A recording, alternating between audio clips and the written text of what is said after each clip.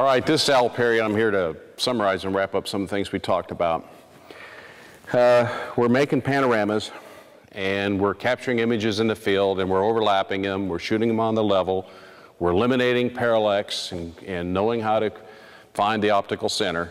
And again, the optical center, just for all those that it's kind of tough to figure out, look at your lens, look into your lens, hit the preview button, find out where that preview button is closing down, put your finger above the lens barrel, and that point needs to be on your lens, then needs to be directly over the axis rotation of your tripod.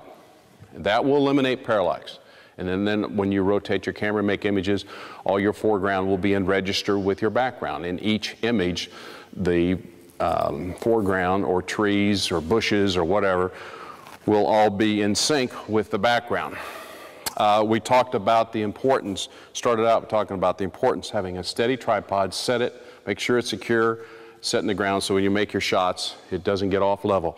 You need a ball head with a level, and it's okay to tilt your camera up or down with the horizon, but when you make your turns, those turns need to be on a level. So you need a bubble level above your tripod.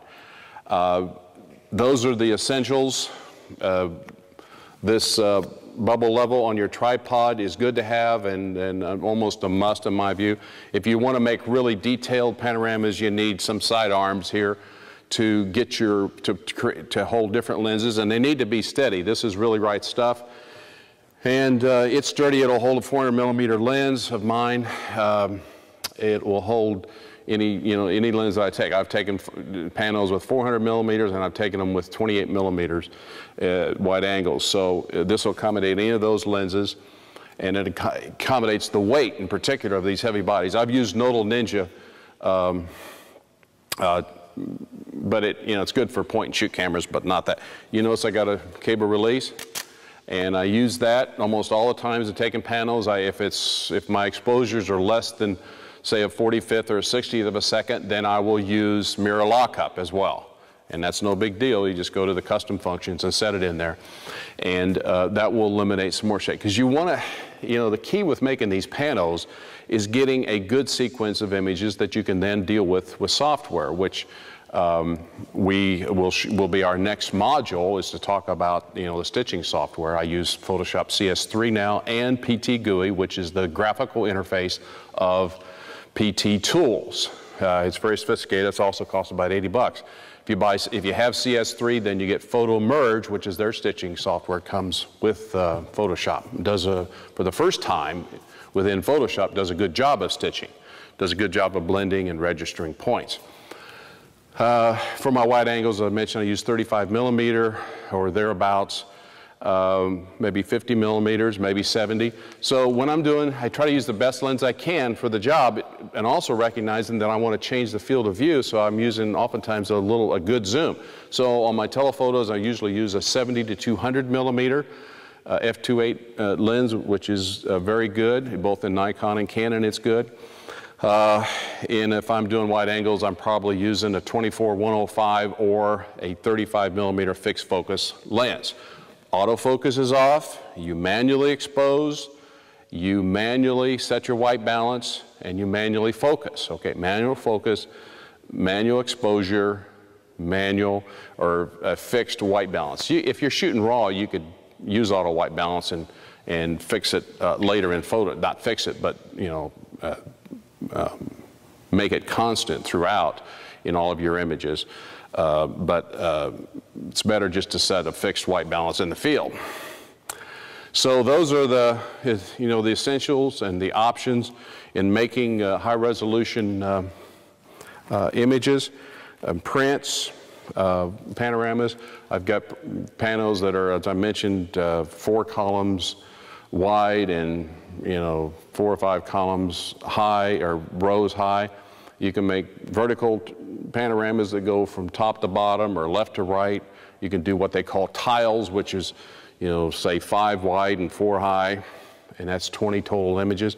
So those are the points that I'm talking. And of course, this is me talking. I should have prefaced all this by saying, this is what I found works. I found that good, steady, high quality equipment pays off, because if I'm getting up at 4:30 in the morning, go out and take several shots, there's any number of things that can go wrong. And if you miss one step, like not having your camera balanced, then I'm sorry, you've wasted some time.